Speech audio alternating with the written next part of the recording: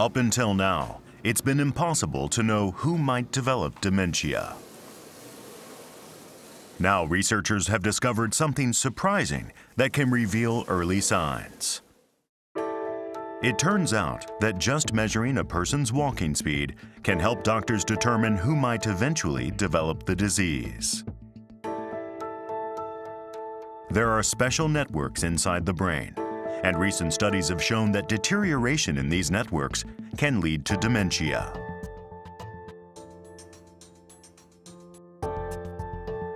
It has also become clear that the way we walk can be a signal that those networks are slowing down.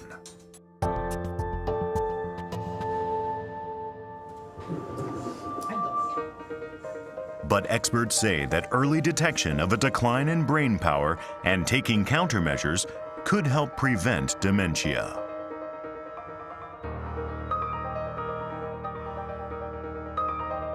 Kaikki oikein. Hyvä. Bravo, minä. I would say that this is the strongest evidence we have now that we can at least postpone the onset of a cognitive impairment. Furthermore, new drugs for keeping dementia at bay are in the pipeline. It may not be long before dementia is a preventable disease. Advanced science is making the path clear.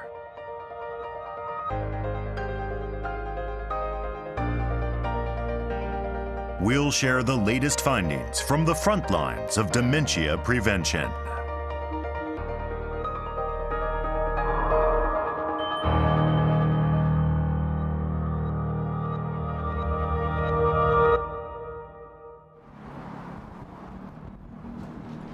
Tomofumi Yamamoto is a writer at a magazine.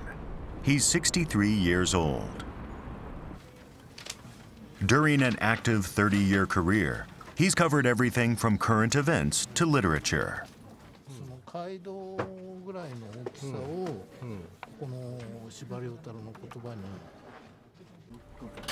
But soon after he turned 61, he noticed he had become more forgetful.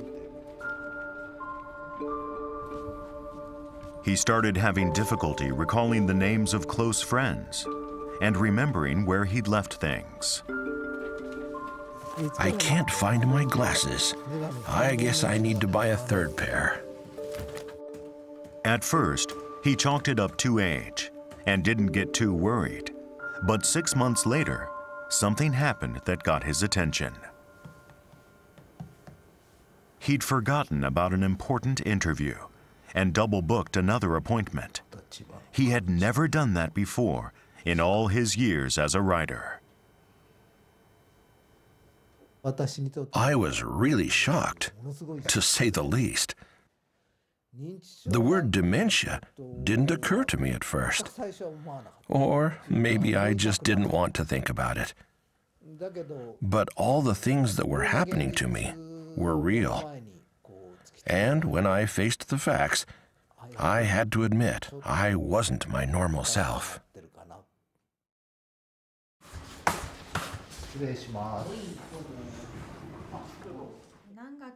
Yamamoto suspected he had dementia, so he consulted a doctor that specializes in the disease. He was tested on cognitive skills, such as memory and judgment, as well as spatial recognition. The doctor diagnosed Yamamoto with something he'd never heard of: mild cognitive impairment, or MCI.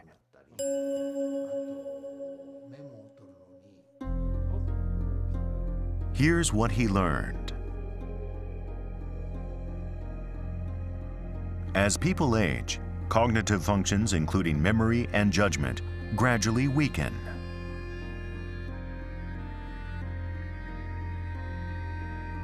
But if the decline is fast and cognitive functions fall below a certain level, the result is dementia.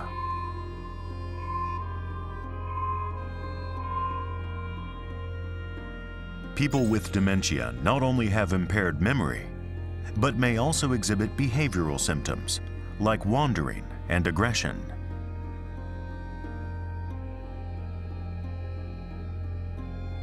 MCI is between dementia and what's considered normal. Many people in this range are at risk of dementia. Yamamoto was told he was one of them.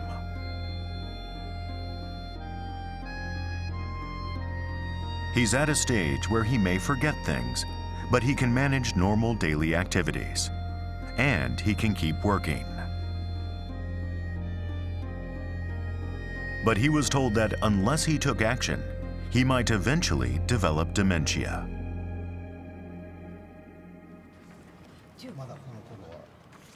The news came as a shock, but later, his despair gave way to hope when he learned something unexpected. Different doctors told me that MCI, or mild cognitive impairment, can be cured if you take the appropriate steps. That made me feel somewhat relieved. I think I'd come really close to the point of no return. Studies are underway around the world on ways to prevent MCI patients from developing full-blown dementia. Nice seeing you again. This is my way back. Researchers in the United States tracked 600 elderly people with MCI to see how many would develop dementia.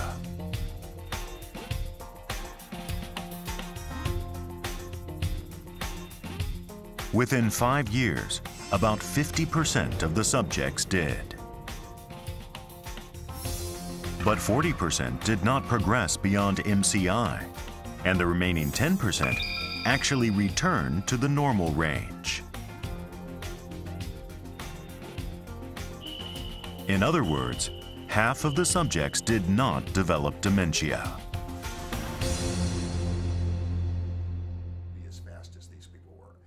Peter Jessup is an example of someone who had MCI but recovered normal functioning. So how have you been since I last saw you? Well, apparently quite good. So I'm cheerful, keeping busy, and everything's working well. He had been diagnosed with MCI, but his doctor later confirmed that his cognitive functions had returned to normal. I have a very high-level staff to remind me of things. Like just about anything else, you know, it seems like that it's when I decide to use it, by God, it's still there. Good, good. Whatever they're testing, if that's normal, that's fine. That's great. And then we'll just keep on. As he said, you know, I'm planning to live to at least 100. So, you know, together. And that puts me at 105. So you do the math. So we gotta plan a lot of things yet. Patients like Peter might have been doing something good to their brains without realizing it, and that might explain why they didn't develop dementia.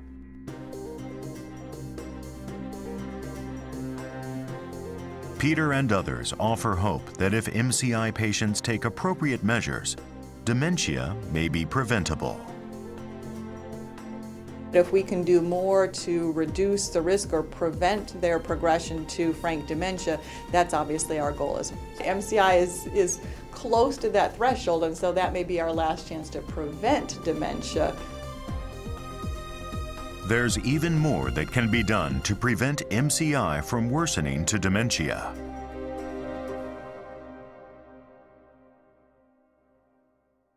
But first, let's find out how to tell if a person has mild cognitive impairment, or MCI.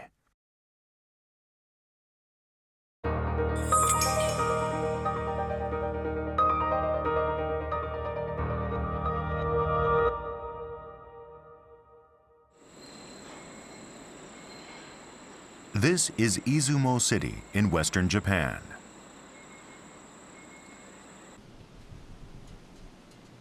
A recent study here shed light on changes that occur in the brains of MCI patients. Researchers at Shimane University have joined hands with brain specialists.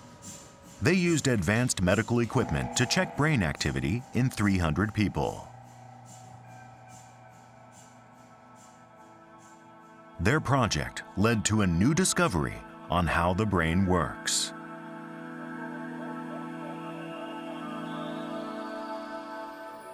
The brain is a hard-working organ.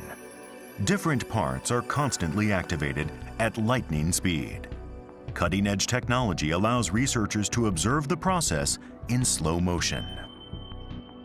It turns out that no matter what people are doing, their brains become active in multiple areas exactly at the same time.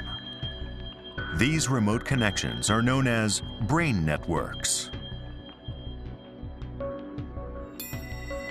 For instance, when people are doing simple calculations, the parts of the brain shown in red work together as a single network.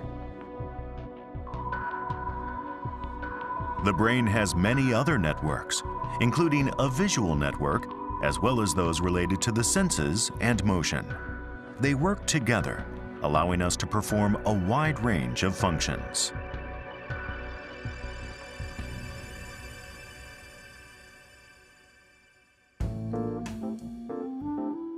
Scientists have also found that brain networks change as people grow older. This is what the brain networks of an average middle-aged adult look like. The thicker the line, the stronger the connection. In an elderly person's brain, parts of the networks become weaker, and their structures also change.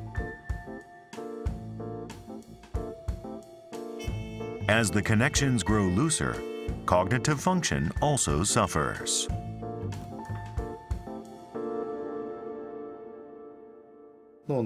Even if brain functions in different areas are still intact, they need to be connected and work well as a single network.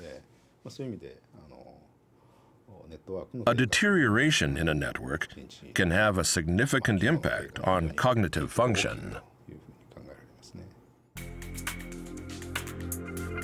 Researchers have noticed abnormal changes in the brain networks of people with MCI.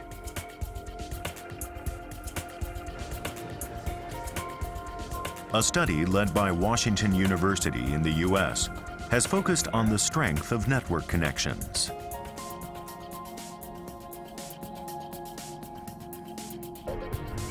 The researchers checked how the connection strength changes as people move from normal functioning to MCI and then dementia. They found that connections in people with MCI were weaker compared with people in the normal range. Aging alone could not explain the difference. As MCI progresses to dementia, the connections start deteriorating much faster. So spotting a weakening in brain networks as early as possible holds the key to early detection of MCI.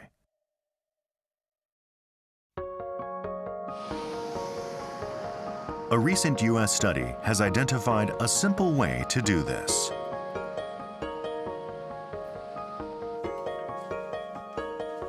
It involves observing people do a certain everyday activity.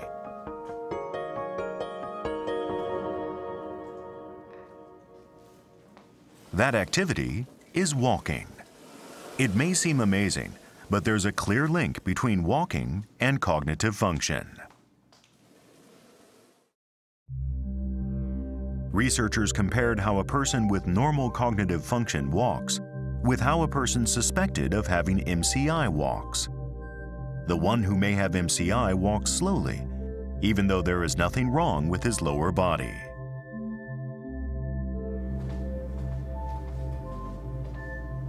They also used sensors to examine the way the participants move their feet.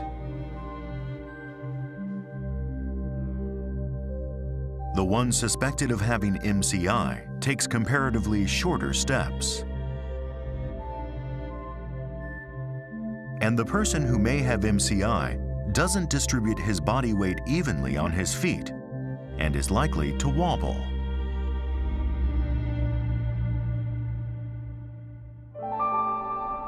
Researchers then pinpointed why weaker brain networks cause people to walk in a less stable manner. When we walk, the brain networks related to vision and spatial recognition are operating at full capacity. They must process the constantly changing information from our surroundings and make appropriate decisions in an instant. The job of balancing the body is handled by brain networks responsible for the senses and movement. We are able to walk with precision when these different networks function simultaneously.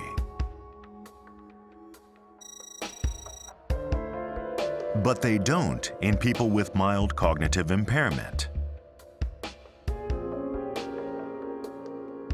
They walk slowly or sometimes lose balance.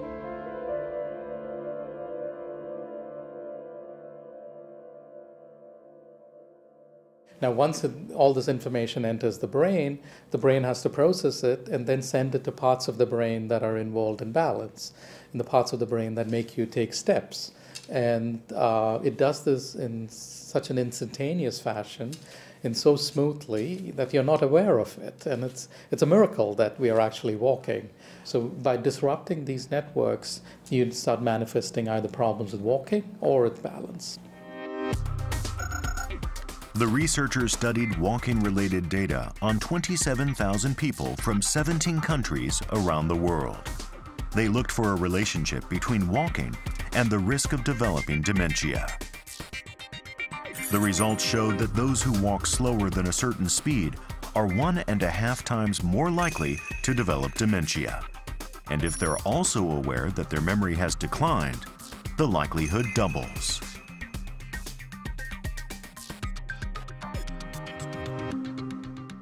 The study also examined how slowly a person must walk for the risk of dementia to increase.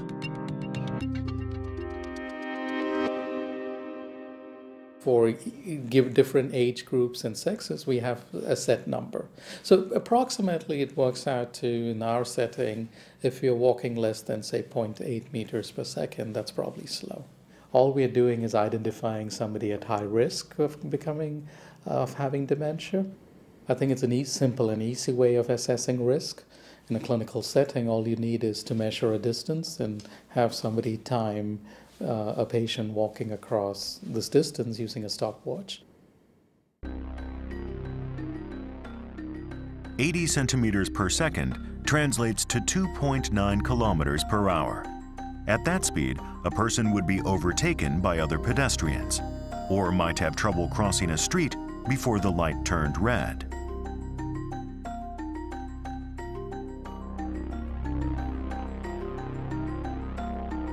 This provides one measure for assessing risk.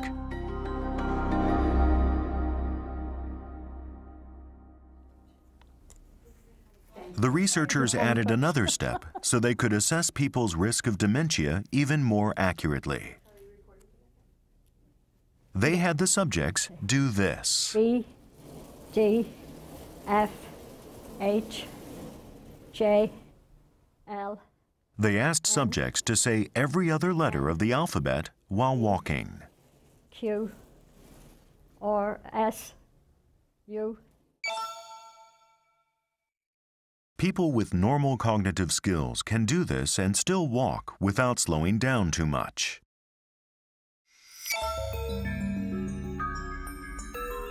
But people who show signs of MCI can't maintain speed once they start thinking about something.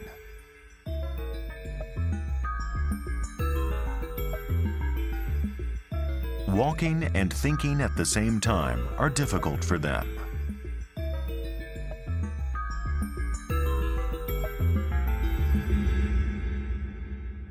In a sense, his brain reached capacity, reached its maximal engagement or performance during the single task, and was unable to take it further when attention demands were increased. We certainly can say that those individuals who walk more poorly, especially in walking while talking, those individuals are at higher risk of developing these negative outcomes. Yes. People suspected of having MCI struggle to do two things at the same time, and it's because of the way their brains work.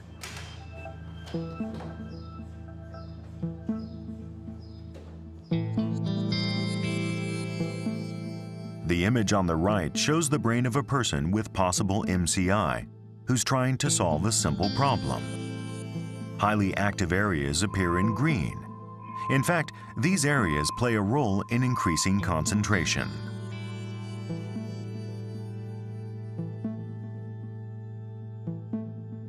The findings suggest that a brain that's nearing MCI is unable to solve even simple problems unless it revs up concentration.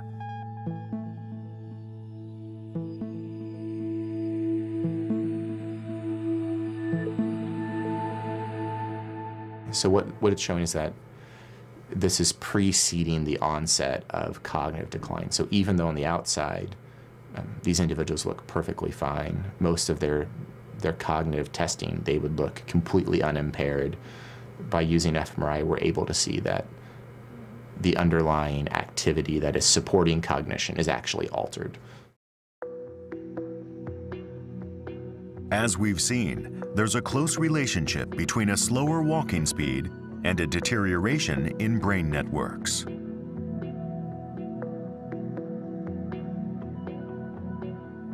If you slow down suddenly when thinking about something as you walk, it may be a sign that your brain networks are weakening.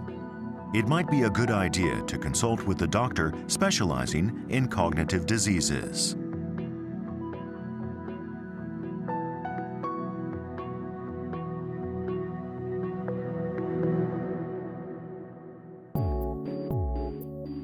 Walking slowly isn't the only possible sign of MCI. There are several other signs. You don't feel like going out. You no longer care how you're dressed when you leave home. You're told that you say the same things again and again. You use bills at stores more often, so you don't have to count coins. You cook only simple meals. People say your cooking tastes different from before. You get scratches on your car more often. If 3 or more of these signs apply to you, you might want to visit a medical specialist.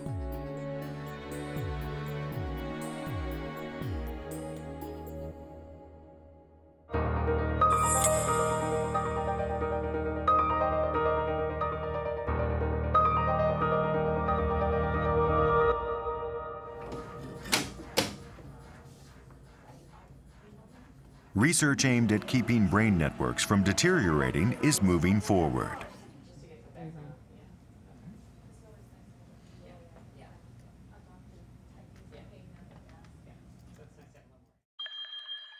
Let's take a closer look at how brain networks function. Neurons convey information as electrical signals. They're powered by nutrients and oxygen from surrounding blood vessels. Damage to neurons and blood vessels causes brain networks to deteriorate.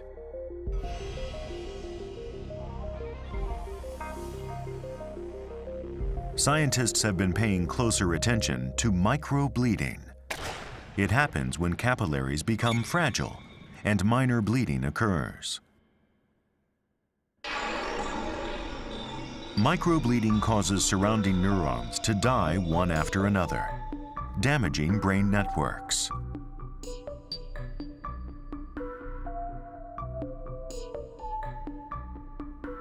High-resolution brain scans can reveal tiny dark spots. They are areas of microbleeding.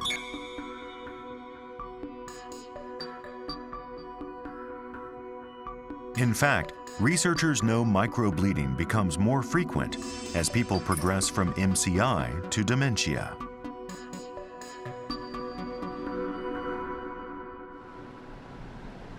Finding a way to make capillaries less prone to microbleeding might keep neurons from dying, and that would benefit brain networks. Art Kramer has discovered an effective way to strengthen brain networks that have weakened.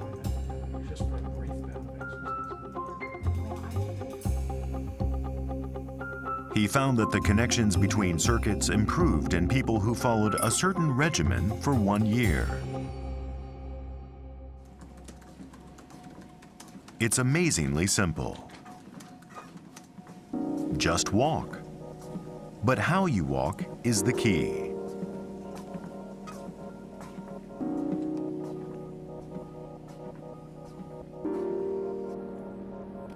Kramer says people should take a 1 hour-long walk that's brisk enough to speed up breathing and their heart rate 3 times a week. That's enough to cause a surprising change in the brain's blood vessels and neurons.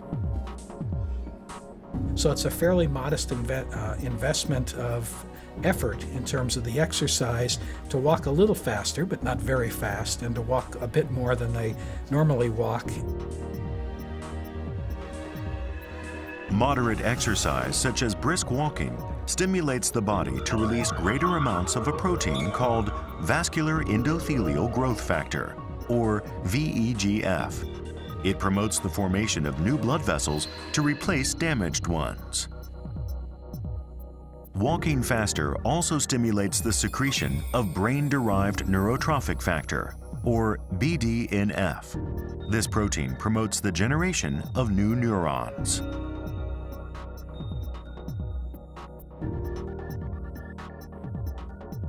Researchers believe this is why brisk walking boosts brain network connectivity. Connectivity certainly shifts to what it would look like in a younger person. And in some ways, it looks like their brain is becoming healthier as it was when they were younger, yes. People just walking 3 hours a week, that's all they did.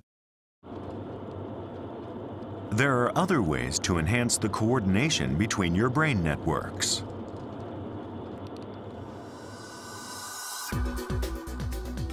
Researchers in Finland conducted something called the Finger Study. This large-scale preventive research project looked at 1,260 elderly participants, including people with a higher risk of dementia. This study also found that brisk walking and other exercises are helpful in preventing dementia when used in combination with other measures.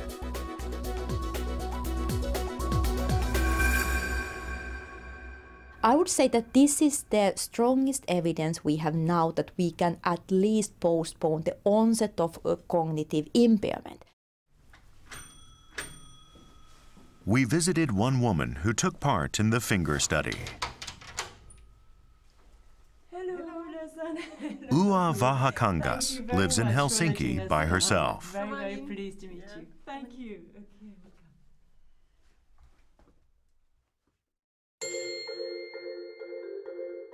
She began a program that gradually modified her lifestyle.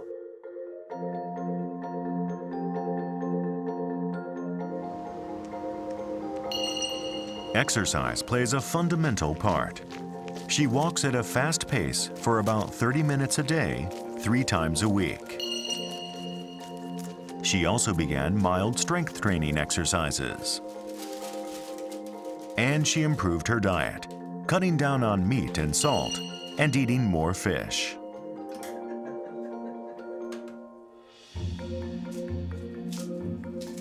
And vegetables. They're rich in antioxidants and help prevent damage to neurons.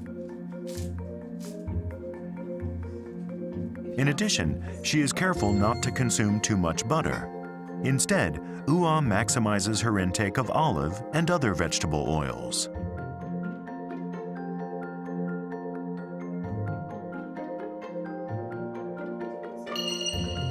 Tracking her blood pressure is another daily task.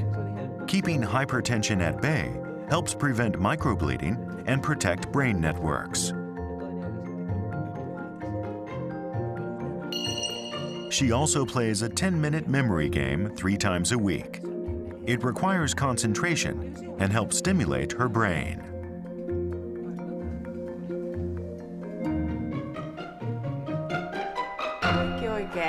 Hyvä. Bravo, minä. I'm fit both mentally and physically since I started improving my lifestyle. I'd feel something was missing if I didn't exercise. The dementia prevention program has now become part of my life. I can't get by without it. I would grow restless if I missed it, even for one day. For 2 years, UA and other participants with a higher risk of dementia made these lifestyle modifications to safeguard their neurons and blood vessels. Their cognitive function improved by 25% on average compared to people who didn't participate. The study actually succeeded in improving something that typically declines with age. And we could still see that it's possible to improve the memory and decrease the risk of cognitive impairment. So that was really positive surprise for us. So I normally say it's never too late to start to prevent dementia. Let's look again at the measures in the finger study. The researchers found they had a stronger preventive effect when done in combination, rather than one by one.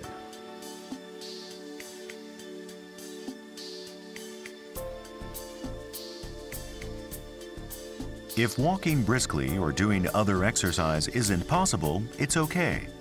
Eating a better diet and controlling blood pressure are also beneficial.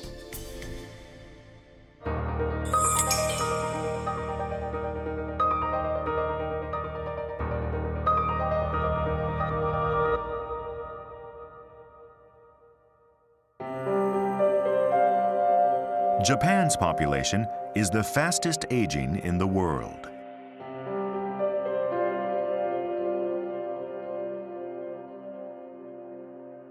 The number of people who develop dementia is expected to rise even more in the future. Experts estimate that in 2015, some 5 million people in Japan had dementia. And they say that by 2050, the number could top 10 million.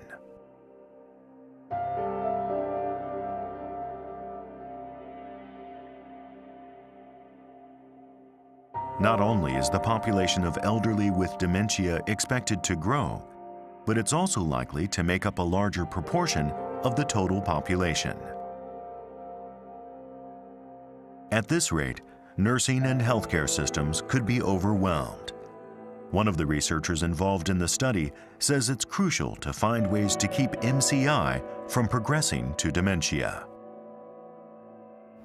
This is the time for measures to prevent dementia. We can't wait. We need preventive action now. Researchers in Japan are working on medications that can keep people with MCI from developing dementia. We now have studied a clinical trial to investigate whether cilostazol is effective for MCI patients to stop cognitive decline or to suppress conversion of MCI to dementia. Cilostazol is a drug used to prevent strokes from recurring.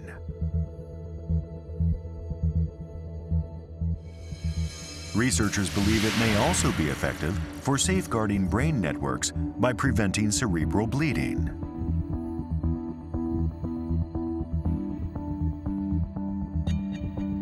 It gives a lot of hope because the results, the preclinical results, seems very impressive. I think that if the trial is successful in Japan, it will have wide implications worldwide.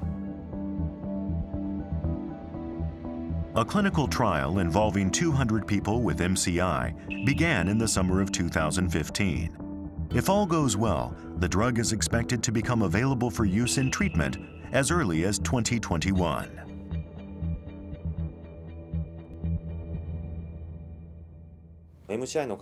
The drug should help ease worries among MCI patients that they might slip into dementia. I hope early intervention will become standard practice.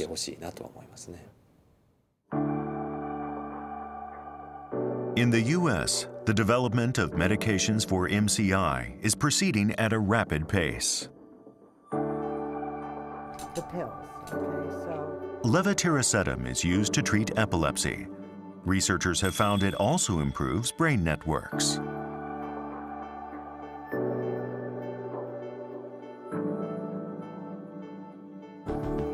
People with MCI who take it have shown improved memory.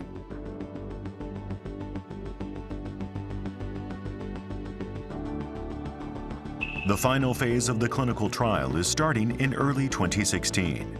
If it's successful, the drug could be used to treat MCI as early as 2019.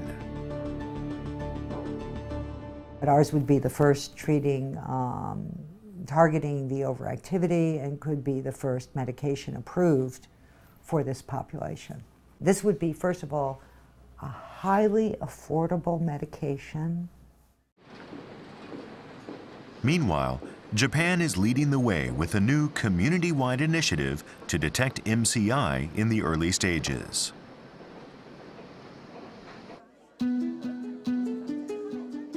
In September 2015, the city of Takahama teamed up with the National Center for Geriatrics and Gerontology.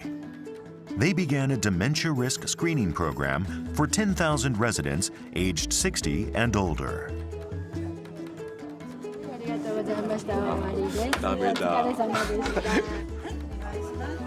The staff used the latest methods to measure participants' walking speed and check for irregular walking rhythms.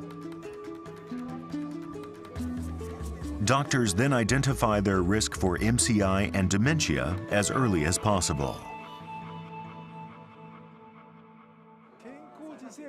There's another component that's even more innovative.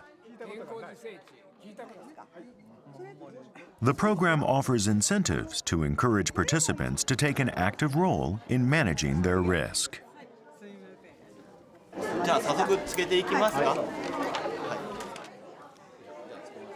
This is an activity tracker. Participants each receive one to keep count of how many steps they take and their walking speed. It's meant to encourage brisk walking to help prevent dementia. The program also includes enticements, so people actually use the activity tracker and walk. The organizers identified 78 destinations around the city that are appealing even to elderly people who are reluctant to go out. Each one features activities such as dancing and board games to help strengthen brain network connections and prevent dementia.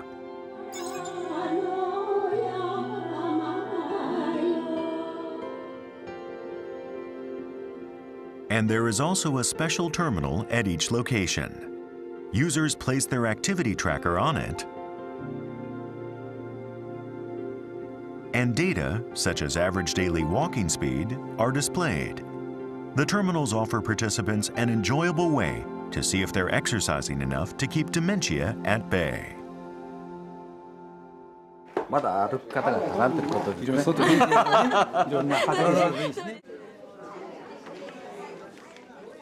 Hiroyuki Shimada of the National Center for Geriatrics and Gerontology has played a central role in the program. He's confident it will improve early detection and management of dementia risks.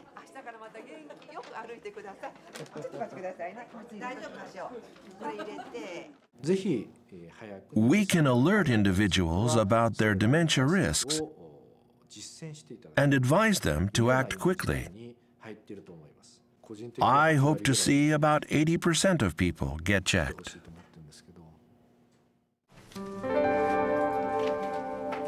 But in the first month after the program's kickoff, turnout was much lower than expected.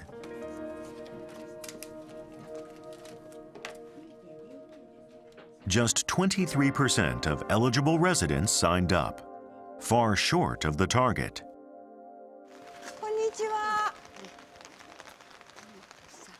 City officials turned to social workers to find out why more people hadn't signed up.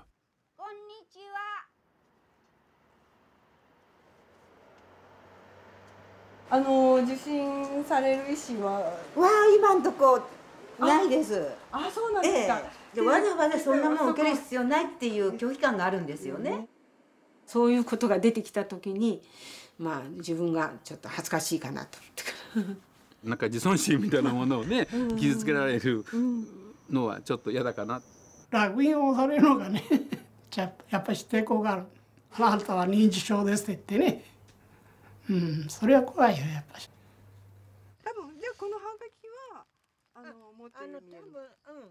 Fear had kept many residents from participating in the program. I often hear people say how they hate the idea of developing dementia, but they aren't proactive when it comes to risk assessment and early intervention. I wonder if they're hesitant because it's about their health. The organizers wanted to help people overcome their worries about getting checked. They discussed possible solutions.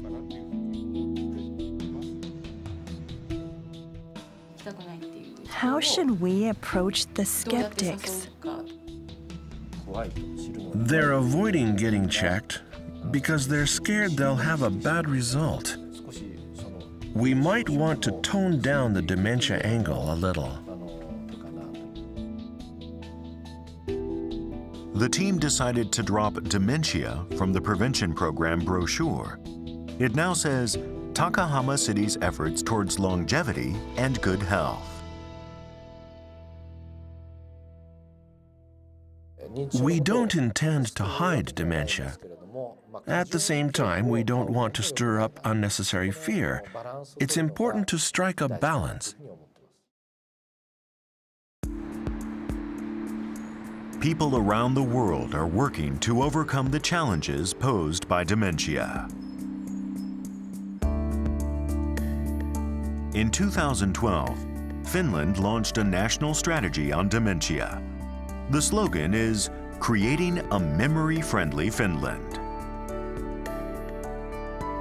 And the main focus is prevention. When someone has memory symptoms, he or she might be ashamed of them, and if the climate of attitudes is very negative, so there must maybe also fear. And when you don't go to examine your brain early enough, so it can affect in a way that your disease will progress. We just have to give this proper information, appropriate information on memory disorders to everybody. Today, a variety of efforts are underway around the country to eliminate people's fear of dementia. This event, organized by the Alzheimer's Society of Finland, drew people of all ages.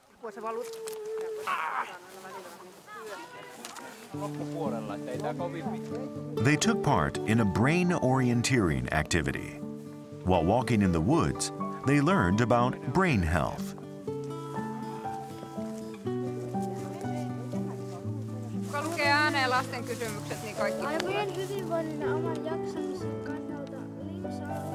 They answered questions at each checkpoint.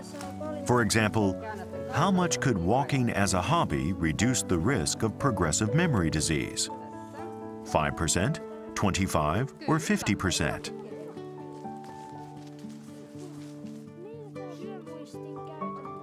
We'll share the answer in just a moment.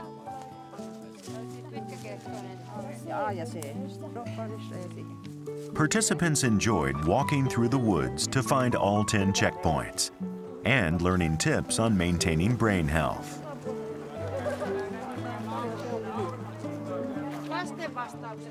Once they reached the goal, they checked their answers.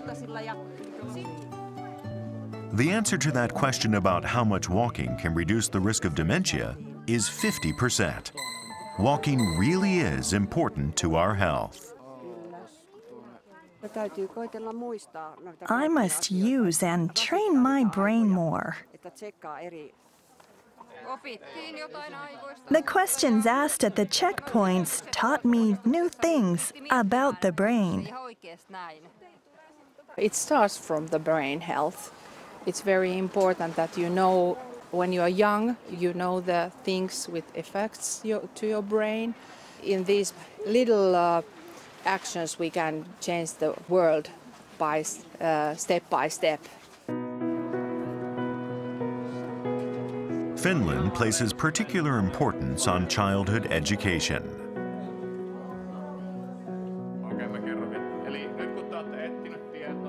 As part of a compulsory health and physical education program, students learn ways to maintain brain health. Kysymykset sen jälkeen jakaannutte koneille ja alatte etsimään. The objective is to eliminate undue fear about dementia by keeping people accurately informed, starting from childhood.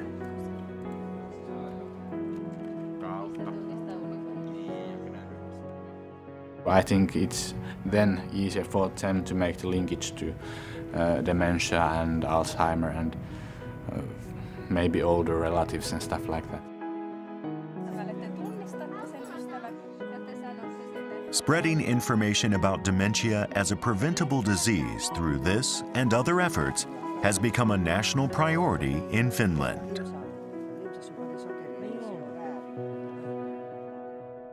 Main target is that all of us can live my or our own house as long as possible. That's the main point in personally everybody. We are persons, all of us, we are persons. We try to make decisions earlier than too late. In national level, we have too less money for that situation. We could be if we don't do something for in national level. So the state saves money and makes happy people? Yes, yes. Win-win.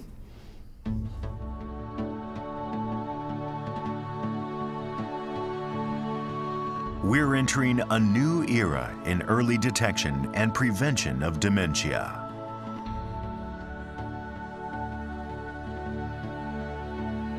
The deterioration of brain networks starts in people with mild cognitive impairment and is often a precursor to dementia. But scientists are discovering ways to spot the risks at an early stage, opening up new hope for preventing this debilitating disease. The rejuvenating power of brisk walking, combined with some lifestyle modifications, could even reverse cognitive declines that come with age.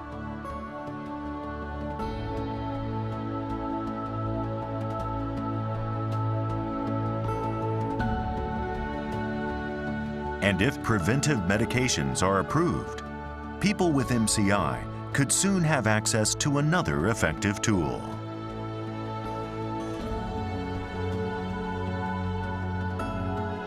The day when dementia is no longer unstoppable is getting closer.